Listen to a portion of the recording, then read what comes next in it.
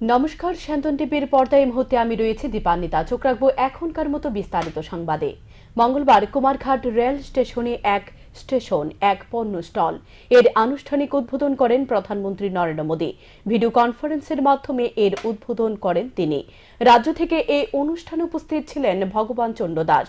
অনুষ্ঠানের মাধ্যমে স্টলের উদ্বোধনের পর বিধায়ক বলেন, রাজ্য সরকার এবং প্রধানমন্ত্রী ত্রিপুরার কোনায় কোনায় উন্নয়ন পৌঁছে দেওয়ার জন্য কাজ করে চলেছে।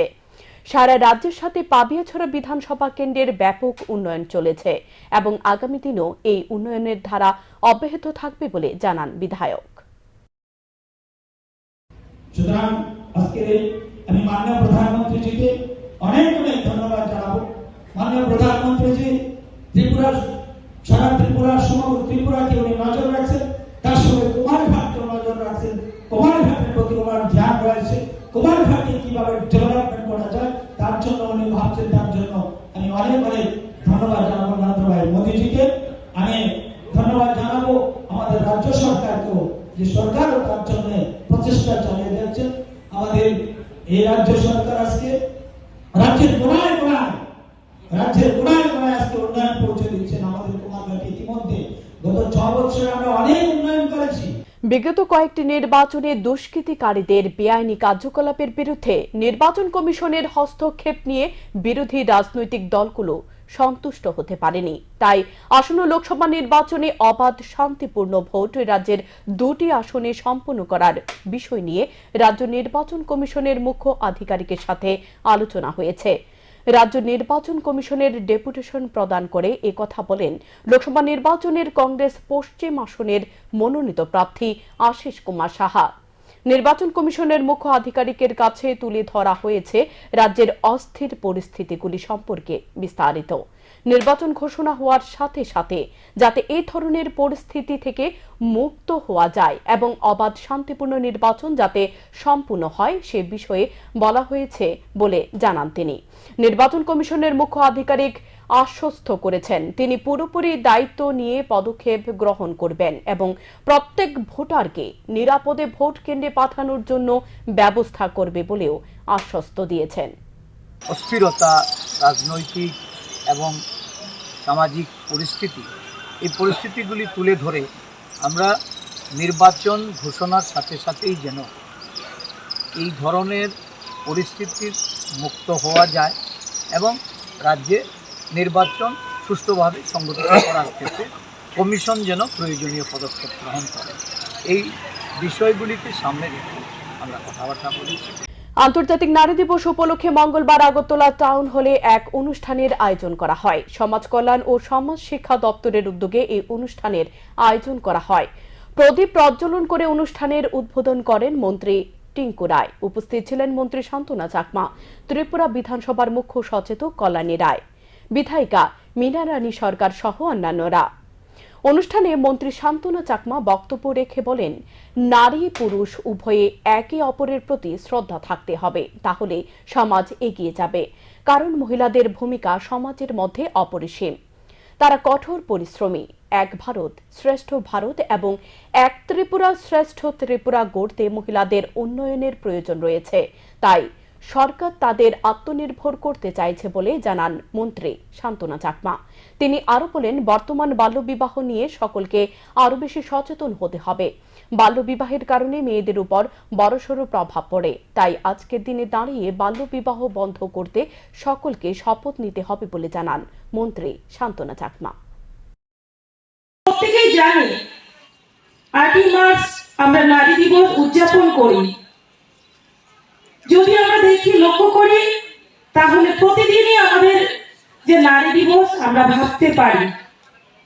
শুধুমাত্র অফিসিয়ালি উদ্বোধন করা অথবা উদযাপন করা সেটা নয়, যে আমরা যদি প্রত্যেকটা ব্যক্তি যদি মহিলাদেরকে হতে পারে, পুরুষ মহিলাদেরকে হতে পারে, আমরা যদি রেসপেক্ট করি, শ্রদ্ধা করি, একে অপরের যদি আমরা শ্রদ্ধা দিই, শ্রদ্ধা আদান প্রদান করি, তাহলেও কিন্তু আমরা জানি যে মহিলারা বিভিন্ন ভাবে যে পরিশ্রম করে বিভিন্ন সময়ে, যেভাবে আমাদের কল্যাণী দিয়ে আলোচনা করেছেন, মহিলারা আমরা প্রত্যেকেই জানি যে মহিলাদের ভূমিকা অপরিসীম। তো তার ক্ষেত্রেও যে একটি দিন, যে আজকের দিনটি আমরা নারী দিবস পালন করে একটাই লক্ষ্য, আমি মনে করি যে আমাদের এই দিনটিতে আমাদের প্রত্যেকের যে একটা শপথ গ্রহণ করা অথবা আমাদের সংকল্প নেওয়া যে আগামী দিনে যাতে প্রতিটি দিনগুলোতে মহিলাদেরকে সঙ্গে নিয়ে তাদেরকে যাতে মহিলারা যাতে আমরা যে আমাদের সরকারের যে লক্ষ্য যে আত্মনির্ভর ভারত করা, আত্মনির্ভর ত্রিপুরা করা, তার জন্য আমাদের মহিলাদেরকেও এগিয়ে আসতে হবে। এবং দেশের নরেন্দ্র মোদীর নেতৃত্বাধীন সরকার নাগরিকত্ব সংশোধনী আইন কার্যকরের সিদ্ধান্ত নেয়। এই আইন কোনোভাবেই মেনে নেওয়া যায় না। মানুষের দৃষ্টিভঙ্গি ঘুরিয়ে দিতে নির্বাচনের বৈতরণী পার হওয়ার জন্য সরকার দেশব্যাপী এই আইন লাগু করে এক অস্থির সৃষ্টি করতে চাইছে। মঙ্গলবার প্রদেশ কংগ্রেস ভবনে সাংবাদিক সম্মেলনের মধ্য দিয়ে নাগরিকত্ব সংশোধনী আইনের বিরোধিতা করে একথা বলেন প্রদেশ কংগ্রেস সভাপতি আশিস কুমার সাহা। 12 মার্চের মধ্যে নির্বাচনী বন্ড সংক্রান্ত তথ্য নির্বাচন কমিশনকে দিতে হবে স্টেট ব্যাংকে। একই সঙ্গে জানানো হয়েছে 15 মার্চ বিকেল 5টার মধ্যে নিজেদের ওয়েবসাইটে এ সংক্রান্ত নথি প্রকাশ্যে আনবে নির্বাচন কমিশন। 26 দিন ধরে কি করছিলেন? কেন বন্ধ নথি খোলা হয়নি?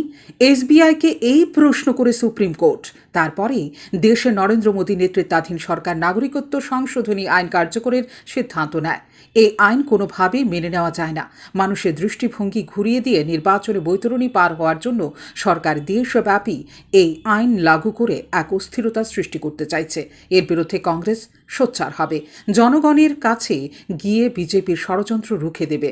মঙ্গলবার প্রদেশ কংগ্রেস ভবনে সাংবাদিক সম্মেলনের মধ্য দিয়ে নাগরিকত্ব সংশোধনী আইনের বিরোধিতা করে এই কথা বলেন প্রদেশ কংগ্রেস সভাপতি আশিস কুমার সাহা। তিনি আসন্ন লোকসভা নির্বাচনের পূর্ব আসনের প্রার্থী প্রসঙ্গে বলেন, কংগ্রেসের সেন্ট্রাল ইলেকশন কমিটি সিদ্ধান্ত নিয়েছেন লোকসভা নির্বাচনে পশ্চিম ত্রিপুরা আসনের জন্য লড়াই করবেন তিনি, এবং ত্রিপুরার পূর্ব আসনের জন্য ইন্ডিয়া জোটের প্রার্থী হিসেবে বামফ্রন্ট লড়াই করবে। আলোচনার মাধ্যমে আগামী কয়েকদিনের মধ্যে এই ঘোষণা দেওয়া হবে। এই বিষয়ে বামফ্রন্টের সাথে বিভিন্ন সময় রাজ্য স্তরের নেতৃত্বের আলোচনা হয়েছে। দুই দলেই কেন্দ্রীয় নেতৃত্বের গোচরে বিষয়টি নেওয়া হয়েছে। খুব দ্রুত বামফ্রন্ট এই প্রার্থীর নাম ঘোষণা করবে বলে আশা ব্যক্ত করেন প্রদেশ কংগ্রেস সভাপতি আশিস কুমার সাহা। আমরা সিদ্ধান্ত উপনীত হয়েছি পূর্ব ত্রিপুরা আসনে ইন্ডিয়া জোটের বামফ্রন্টের প্রার্থীরা লড়াই করবে। আমি অনুরোধ করব আমাদের রাজ্যের বামফ্রন্টের যারা কর্মকর্তা, যাদের সঙ্গে আমরা বিভিন্ন সময়ে আলোচনা করেছি এবং আমাদের যে মতামত তাদের কাছে আমরা রেখেছি এবং তারাও তাদের কেন্দ্রীয় নেতৃত্বের গোচরে সেই বিষয়গুলি নিয়ে গেছে যতদূর আমার জানা। আমি অনুরোধ করব পূর্ব ত্রিপুরা আসনে অবিলম্বে ইন্ডিয়া জোটের প্রার্থী হিসাবে বামফ্রন্ট তার প্রার্থী ঘোষণা করে জোটবদ্ধভাবে নির্বাচনকে শক্তিশালী করে লড়াইয়ে নেমে পড়ার জন্য এবং আগামী দিন এই রাজ্য থেকে দুটি আসনে আমরা নির্বাচনে জয়লাভ করব। আশিস কুমার সাহা তিপ্রামথার সমালোচনা করে বলেন, তিপ্রামথার তৃণমূল স্তরের কর্মীদের মধ্যে প্রশ্ন উঠতে শুরু করেছে, সরকারের সাথে ত্রিপাক্ষিক চুক্তিতে দলের গ্রেটার তিপ্রাল্যান্ডের দাবি পূরণ হয়েছে কিনা। কারণ চুক্তিপত্রে কোথাও উল্লেখ নেই গ্রেটার তিপ্রাল্যান্ডের বলে জানান প্রদেশ কংগ্রেস সভাপতি আশিস কুমার সাহা।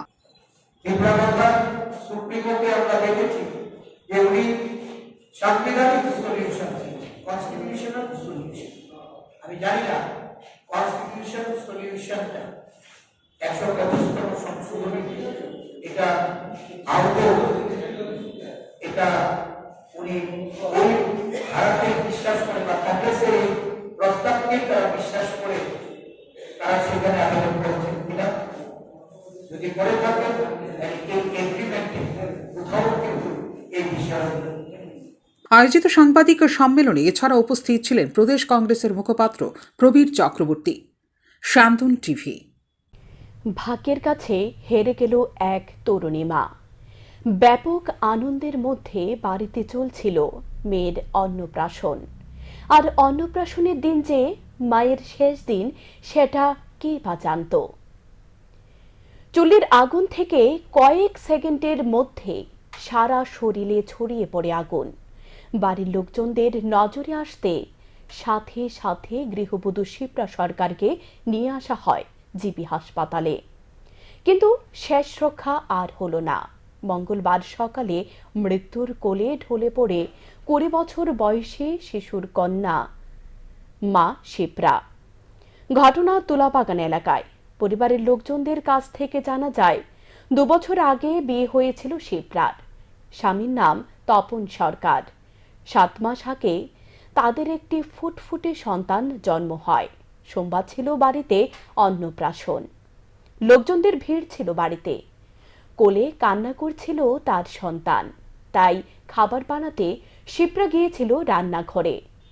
চুল্লিতে আগুন নিভে যাওয়ায় লাকড়িতে কেরোসিন ঢেলে দেওয়ার সাথে সাথে আগুন দাও দাও করে তার শরীরে লেগে যায়। বাড়ির লোকজনদের নজরে আসতে নিয়ে আসে জিবি হাসপাতালে। মঙ্গলবার সকালে মৃত্যুর কোলে ঢলে পড়ে শিপ্রা। কান্নায় ভেঙে পড়ে পরিবারের লোকজন। মৃতদেহ ময়না তদন্তের পর পরিবারের লোকজনদের হাতে তুলে দেওয়া হয়, কিন্তু কে বা জানত মেয়ের অন্নপ্রাশনের অনুষ্ঠানে মায়ের শেষ দিন? পরের দিন চিতায় উঠবে মা। বাড়ির ভিতরে অন্নপ্রাশন গেছিলাম 11 তারিখ। গেছে আমরা চুলার ভিতরে গেছে আগুন খাওয়ান গরম করতো। এরপর দেখেন চুলার থেকে আগুন লেগে গেছে আসলে বিষয়টা প্রথম ছেলে লাগছে বাগনি দেখছে আর কি। বাগনি দেখে আগুন লাগছে তো কোনো চিলি টিলে না। বাগনি এসে মামি ছেলে আগুন লাগছে এমনি দৌড়াদৌড়ি সবাই হয়েছে বাড়ির ভিতরে একটা অনুষ্ঠান। গোপন খবরের ভিত্তিতে 2টি বাসে অভিযান চালিয়ে গাঁজা উদ্ধার করল আমবাসা থানার পুলিশ। আগরতলা গুয়াহাটি প্যাসেঞ্জার বাসে তল্লাশি চালায় পুলিশ। আমবাসা বেদ বাগান স্থিত নাকা পয়েন্টের সামনে 2টি দূরপাল্লার বাস আসতে বাসটিকে অভিযান চালিয়ে 3টি ব্যাগ থেকে মোট 13 প্যাকেটে 25 কেজি গাঁজা উদ্ধার হয়। এই অভিযানে ছিলেন আমবাসা থানার ওসি গুরুপদ দেবনাথ ও মহকুমা পুলিশ আধিকারিক। সাথে গাঁজা পাচারকারী 3 জনকে আটক করা হয়, যার মধ্যে একজন মেয়ে। এক সাক্ষাৎকারে মহকুমা পুলিশ আধিকারিক জানান, গোপন খবরের ভিত্তিতে 2টি বাসে অভিযান চালানো হয়। 3 জন প্যাসেঞ্জারকে শনাক্ত করে তাদের কাছ থেকে 25 কেজি গাঁজা উদ্ধার হয়, যার বাজার মূল্য আনুমানিক 2 লক্ষ টাকা। 3 জনকে আমবাসা থানায় নিয়ে জিজ্ঞাসাবাদ চালানো হচ্ছে। ব্যাপারটা হচ্ছে আমাদের কাছে গোপন খবর ছিল যে গুয়াহাটি বাউন্ড দুটো বাসে করে কিছু প্যাসেঞ্জার যাদের পজিশনে গাঁজা সাসপেক্টেড আছে, তো সেই অনুসারে আমরা অ্যালার্ট করে নাকাতে আমরা অ্যালার্ট অবস্থায় চেকিং করা শুরু করি। তো চেকিং করার সময় আমাদেরই পাওয়া যায় বা গাঁজা 20 কেজির গাঁজা। গাড়ি দুটার নাম্বার নাম্বার AS01NC 0242, AS017C 0969। এই এর সাথে কি কারোরে আটক করা হয়েছে? হ্যাঁ, আমাদের কাছে 3 জন যাদের কাছ থেকে পজিশনে পাওয়া গেছে, সেই 3 জনকে আমরা আটক করেছি। জিজ্ঞাসাবাদ চলছে আমাদের ফার্দার কানেকশন তারা কোথা থেকে এনেছে এবং আমতলী থানার পুলিশ 2টি চুরির ঘটনায় আটক করেছে 3 জনকে। উদ্ধার হয়েছে চুরি যাওয়া সামগ্রী। 2টি চুরির ঘটনায় তদন্তে নেমে 3 জন চোর সহ চুরি যাওয়া সামগ্রী আটক করতে সক্ষম হল আমতলী থানার পুলিশ। গত কয়েকদিন ধরে পুলিশকে নিষ্ক্রিয় রেখে চুরির ঘটনা বেড়েই চলেছে আমতলী থানাধীন বিভিন্ন এলাকায়। থানায় মামলা হওয়ার পর পুলিশ তদন্তে নামছে। সম্প্রতি আমতলী থানা এলাকায় ড্রিলিং মেশিন চুরি হয়ে যায়। সোমবার আমতলী থানায় মামলা দায়ের করেন ড্রিলিং মেশিনের মালিক। পুলিশ তদন্তে নেমে সিসি ক্যামেরার ফুটেজ সংগ্রহ করে 2 জনকে আটক করেছে। তাদের কাছ থেকে উদ্ধার হয়েছে 16টি ড্রিলিং মেশিন, যার বাজার মূল্য প্রায় 40 লক্ষাধিক টাকা। অপরদিকে গত 1 মাস আগে সূর্যমণি নগর এলাকার একটি কালী মন্দিরে চুরির ঘটনা সংঘটিত হয়েছিল। এই ঘটনার সাথে জড়িত কুখ্যাত চোর রাজিবুল আলমকে আটক করেছে পুলিশ। তার বাড়ি কদমতলায়। তার বিরুদ্ধে আগেও মামলা রয়েছে চুরাইবাড়ি থানা সহ বিভিন্ন থানাতে। তার কাছ থেকে পুলিশ উদ্ধার করেছে চুরি যাওয়া স্বর্ণের তুলসী পাতা, স্বর্ণের বেলপাতা সহ প্রতিমার হার। তার সাথে আরো অনেকে জড়িত রয়েছে বলে মনে করছে আমতলী থানার পুলিশ। আমাদের বাইপাস সংলগ্ন SLB'র একটা স্টোর আছে। সেই স্টোর থেকে বেশ কয়েকদিন আগে যে ডিলিং টুলস 16টা ডিলিং টুলস চুরি হয়ে গেছে বলে তারা কালকে আমাদেরকে একটা অভিযোগ জানান। সেই অভিযোগ মূলে আমরা পিউ ভিজিট করি এবং তাদের থেকে আমরা একটা সিসি ক্যামেরা ফুটেজ নেই। এই সিসি ক্যামেরা ফুটেজে সেটা ছিল যে কে বা কারা চুরি করেছে, কিন্তু সিসি ক্যামেরাতে তেমন পরিষ্কার ছিল না। তবুও আমাদের সাসপেক্ট অনুযায়ী আমরা সোর্স লাগাই এবং সেই সোর্স অনুযায়ী আমরা দুজনকে গ্রেপ্তার করি এবং তাদের কাছ থেকে আমরা টোটাল 40 লক্ষ টাকার dealing tools, SLB dealing tools আমরা উদ্ধার করতে পেরেছি। আরেকটা দেখা গেছে, হ্যাঁ, এখন আমাদের 145 নম্বর যে 2023 যেটা খুব রিনাউন্ড চুরি ছিল আমাদের সূর্যমন্দির কালী মন্দিরে, সেটা অনেক আগে থেকে তদন্ত চলছে। আমরা এর আগেও 3 জনকে অ্যারেস্ট করেছিলাম। আজকে আমরা মুখ্য যে আসামি তাকে আমরা আজকে তুলতে পেরেছি, যে রাজিবুল আলম, তার বাড়ি ইয়েতে কদমতলাতে। সে পুরাই স্বীকার করেছে যে কীভাবে চুরি করেছে এবং তার থেকে আমরা কিছু সামগ্রী আমরা উদ্ধার করতে পেরেছি। কী উদ্ধার হয়েছে? তো স্বর্ণের তুলসী পাতা, বেলপাতা এবং কিছু মায়ের গলার হার, এগুলো উদ্ধার করতে পেরেছি। নেটওয়ার্ক আছে না, তারা তো অ্যাকচুয়ালি তারা ভাই বোন, তাদের এগেনস্টে কদমতলা বা চোরাইবাড়ি, ধর্মনগর অনেক কেস আছে। এই মেশিনটি মানে কিসের কাজে ব্যবহৃত? এগুলো ডিলিং মেশিন, ডিলিংয়ের কাজেই ব্যবহৃত হয় এবং খুব কস্টলি। এই যে 16টাই চুরি হয়েছে, 16টাই আমরা উদ্ধার করতে পেরেছি। 16টার দাম প্রায় 40 লক্ষ টাকার উপরে। আচ্ছা, এগুলি কোন ডিপার্টমেন্টের হতে পারে? এগুলো SLB মানে ONGCর কাজে লাগে আর কি। SLB হলো তার ডিপার্টমেন্ট। SLB চুরির উদ্দেশ্য কি ছিল? তারা কি করতে? তারা তো এগুলো বিক্রি করে দেবে, চুরি কম দামে চুরি করে বিক্রি করে দেবে। তো তাদের যে সিসি ক্যামেরা ছিল, তার নাইট গার্ডও ছিল, নাইট গার্ড ঘুমন্ত অবস্থায় ছিল। আর সিসি ক্যামেরাটা আমাদেরকে হেল্প করেছে যে কীভাবে কে হতে পারে। হয়তো চেহারা ক্লিয়ার আসে না, অন্ধকার, কিন্তু আমরা তার সোর্স লাগিয়ে তার ঠিক ওই আসামি ধরতে পেরেছি এবং তার কাছ থেকে এগুলো উদ্ধার করতে পেরেছি। অভিযুক্তদের জিজ্ঞাসাবাদ করে চুরিকাণ্ডে বাকি জড়িতদের জালে তুলতে সফল হবে বলে পুলিশ মনে করছে। শান্তন টিভি। গোপন সংবাদের ভিত্তিতে নেশা বিরোধী অভিযান চালিয়ে বড় সড় সাফল্য পেল আমতলী থানার পুলিশ। 164 গ্রাম ব্রাউন সুগার ও নগদ 2,15,000 টাকা সহ আটক এক নেশা কারবারি। ধৃত নেশা কারবারির নাম সুমন সরকার। আমতলী থানার ওসি রঞ্জিত দেবনাথ জানায়, গোপন সংবাদের ভিত্তিতে রবিবার গভীর রাতে ফুলতলী এলাকার বাসিন্দা সুমন সরকারের বাড়িতে অভিযান চালানো হয়। এই অভিযানে উদ্ধার হয় 16 প্যাকেটে 164 গ্রাম ব্রাউন সুগার এবং নগদ 2,15,000 টাকা। একই সাথে আটক করা হয় সুমন সরকারকে। উদ্ধারকৃত ব্রাউন সুগারের বাজার মূল্য আনুমানিক 7 থেকে 8 লক্ষ টাকা হবে বলে জানান তিনি আরো জানান, ধৃত সুমন সরকার সোমবার আদালতে সোপর্দ করা হয়। বর্তমানে সে পুলিশ রিমান্ডে রয়েছে। ঘটনার তদন্তে জারি রয়েছে পুলিশ। দিনে আমরা একটা গোপন যে সোর্সের ভিত্তিতে আমরা খবর পেয়েছি এবং এসবি থেকে আমরা একটা খবর পেয়ে আমরা রাত্র প্রায় 2টা নাগাদ আমরা একটা ফুলতলিতে আমরা করেছি যে সুমন সরকারের বাড়িতে রেড করেছি। রেড করার পরে আমরা টোটাল এমন 16টা পাউচ, 16টা পাউচ, যেটার মধ্যে টোটাল 164 গ্রাম ব্রাউন সুগার রয়েছে। 16টা ব্রাউন সুগার পাউচ এবং 2,15,000 টাকা আমরা উদ্ধার করতে পেরেছি এবং তাকেও আমরা গ্রেপ্তার করেছি। তাকে আমরা কালকে কোর্টে ফরওয়ার্ড করেছিলাম এবং এখন সে রিমান্ডে আছে। বাজার মূল্য কত হবে এগুলি? বাজার মূল্য কমসে কম 7-8 লাখ টাকা তো হবে, 7-8 লাখ টাকা কম হবে। ওকে, প্রতিনিয়ত এরকম বিক্রি করে? যতটুকু খবর সেটা ইনভেস্টিগেশন চলছে। তবে তার যে সিএ ভালো না, তার যে ক্যারেক্টার ড্রাগসের সঙ্গে জড়িত, এই খবরের ভিত্তিতে আমরা রেড করেছি। কতদিন ধরে এই ড্রাগসের সাথে? বেশি দিন না, কম বয়স্ক ছেলে, প্রায় 2-3 মাসের আগেও সে একবার অ্যারেস্ট হয়েছিল, কিন্তু তার কাছে কোনো কিছু পাওয়া যায়নি।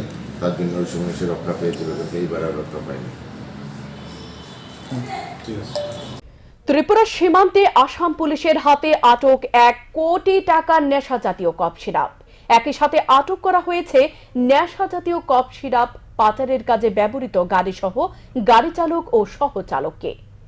অসম ত্রিপুরা সীমান্তের চুরাইবাড়ি পুলিশ ওয়াচ পোস্টে কর্মরত আসাম পুলিশের হাতে আটক 1 কোটি টাকা মূল্যের নেশাজাতীয় কফ সিরাপ।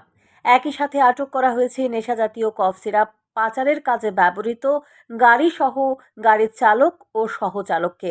জানা যায়, মঙ্গলবার WB472103 নম্বরের একটি 12 চাকার লরি অসম ত্রিপুরা সীমান্তের চুরাইবাড়ি পুলিশ ওয়াচপোস্টের সামনে আসার পর আসাম পুলিশ সন্দেহজনক গাড়িটিকে আটক করে। গাড়িটিতে তল্লাশি চালানোর পর উদ্ধার হয় 193 কার্টুনে 9,700 বোতল নেশাজাতীয় কফ সিরাপ, যার কালোবাজারি মূল্য প্রায় 1 কোটি টাকা হবে। আটক করা হয়েছে গাড়ি চালক সঞ্জয় রায় ও সহচালক সদানন্দ রায়কে। তাদের উভয়ের বাড়ি পশ্চিমবঙ্গের কোতোয়ালি থানা এলাকায়। আসামের বাজারিছড়া থানায় ধৃতদের বিরুদ্ধে NDPS ধারায় মামলা রুজু করা হয়েছে। বুধবার ধৃতদের আদালতে সোপর্দ করবে আসাম পুলিশ। স্যান্দন টিভি। দুর্ঘটনায় আহত অন্তঃসত্ত্বা সহ 5 জন। ঘটনা কদমতলী কাঁঠালিয়া বাজার এলাকায়।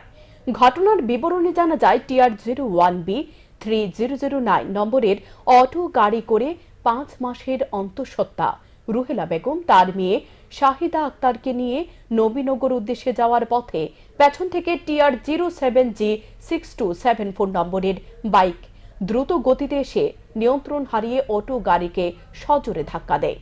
অটো এবং বাইকের সংঘর্ষে বাইক সহ ছিটকে পড়ে যায় ইমরান হোসেন, শাহেদ মিয়া, লিটন মিয়া।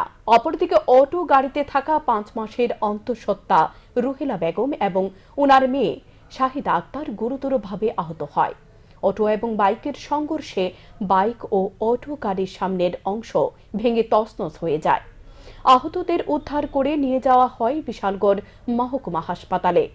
আরও জানা যায়, হেলমেট পরিধান না করে 3 যুবক ফিল্মি কায়দায় বাইক চালিয়ে যাচ্ছিল, ফলে এ দুর্ঘটনা বলে জানান প্রত্যক্ষদর্শীরা। অপরদিকে খবর পেয়ে ঘটনাস্থলে ছুটে যায় বিশালগড় থানার পুলিশ। দুর্ঘটনাগ্রস্ত অটো এবং বাইককে উদ্ধার করে নিয়ে যায়। আমার বোনের বাড়িতে যাওয়ার সময় একটা অটোতে যাচ্ছিল, তো একটা অটো বাইকে একটা পিছিয়ে যায় ধাক্কা দিয়ে অটোটা উল্টাই হয়েছে। উল্টানে আমার বোনের বাগনি সামনের দাঁতগুলো পড়ে গেছে, আর বোনের একটু প্যাকেট অবস্থা আসলো, তো হের সিরিয়াস অবস্থা। কই যেতে ছিল? কোনখান থেকে? বাড়ি থেকে নবীনগর যেতেছিল, অটোটা সামনে আসছিল আর বাইকটা পিছিয়ে ছিল। তো অটোটা একদম সাইডে ছিল, বাইকটা একদম গিয়ে পুরো অটোটার ভিতরে লাগাই দিচ্ছে। বাইকের নাম্বার জানো? না, বাইকের নাম্বারটা এখনো জানা হয়নি। পুলিশ গেছে ঘটনাস্থলে? পুলিশ শুনতে পারতেছি যে এখানে গেছে, কিন্তু আমরা কোনো গিয়ে দেখছি না যে এখানে পুলিশ আসে না। তোমার বোনে তো অটো গাড়ির মধ্যে আসলো? হ্যাঁ, আমার বোন অটো গাড়িতে আছে। টোটাল অটো গাড়ির মধ্যে কতজন আহত হয়েছে? অটো গাড়ির ভিতরে মোট 5 জন। 5 জন। আর বাইকের যে চালক উনি কই আছে এখন? এখন হসপিটালে আছে। আর বাইকের চালকের ভিতরে 2 জন, তারও আহত হয়েছে কিছু। আচ্ছা, তো তোমার এখন হসপিটালে কি পুলিশ আইছে? না, এখনো পুলিশ আইনি। ফরেস্ট রিজার্ভের জায়গায় মূল্যবান গাছ ধ্বংস করে নিলেও বন দপ্তরের কর্মীদের কোনো হেলদোল নেই। বনদস্যুরা তাদের স্বার্থে বনভূমির মূল্যবান শাল, সেগুন ইত্যাদি গাছ ধ্বংস করছে। এমনই ঘটনা ধরা পড়ল চরিরাম ফরেস্ট রেঞ্জ আওতাধীন গোলাঘাটে বীরচন্দ্রপাড়া শ্যামনগর যাওয়ার রাস্তার পাশে। এলাকাবাসীর মতে বিস্তীর্ণ বনাঞ্চল বন দপ্তরের জায়গায় গড়ে উঠেছিল। বন দপ্তরের উদ্যোগে প্রাকৃতিক সৌন্দর্য বৃদ্ধি এবং বনজ সম্পদ গড়ার লক্ষ্যে এই বিস্তীর্ণ এলাকা জুড়ে শাল, সেগুন ইত্যাদি গাছ লাগানো হয়েছিল। এই মূল্যবান গাছগুলো এখন আর নেই বললেই চলে। আর যে কটা গাছ আছে সেগুলো বনদস্যুরা ধ্বংস করছে। বন দপ্তরের কর্তাদের কোনো হেলদোল নেই। বন দপ্তরের ভূমিকা এলাকাবাসীর একরাশ ক্ষোভ উগরে দেন। এটা তো এখানে বিস্তীর্ণ এলাকা বনভূমি ছিল একসময়, তো এটা ধীরে ধীরে দেখলাম দখল করে আইয়া করলো কি করলো বাগান। এখন দেখলাম কিছু বাড়িঘর হইতেছে এখানে। আর সবচেয়ে দুর্ভাগ্যের বিষয়, প্রচুর গাছ মূল্যবান, এই শাল, সেগুন, এই গাছগুলি আপনি নিজে দেখতে পারবেন গেলে, প্রচুর গাছ এখানে কাটা হয়েছে। ফরেস্টের জমি এখানে একসময় ফরেস্টের অফিসও ছিল একসময়, আজকে থেকে 20-25 বছর আগে। তো এখন অফিস নেই, তো এই ভূমিটা দখল করছে অনেকে আর গাছ কাটছে। ফরেস্ট দপ্তরের ভূমিকা নিয়ে কি বলবেন? না, তাদের আর কি ভূমিকা, এখানে তো তাদের কোনো নজরই নেই। আগেও একবার এই বাগান আগুন জ্বালিয়ে পুড়িয়ে দেওয়ার চেষ্টা করেছিল। তারপরে এখানে অনেক কিছু অ্যাক্টিভিটিস হয়েছে, বাড়িঘর হয়ে যাচ্ছে, বাগান কেউ নিজে দখল করে নিচ্ছে, তো সরকারি ফরেস্টের জমি দখল করছে, গাছ কাটছে, এগুলি ফরেস্টের ডিপার্টমেন্টের তো কোনো অ্যাক্টিভিটিস এখানে নেই। এখনকার মতো সংবাদ এ পর্যন্তই। চোখ রাখুন স্যান্দন টিভির পর্দায়।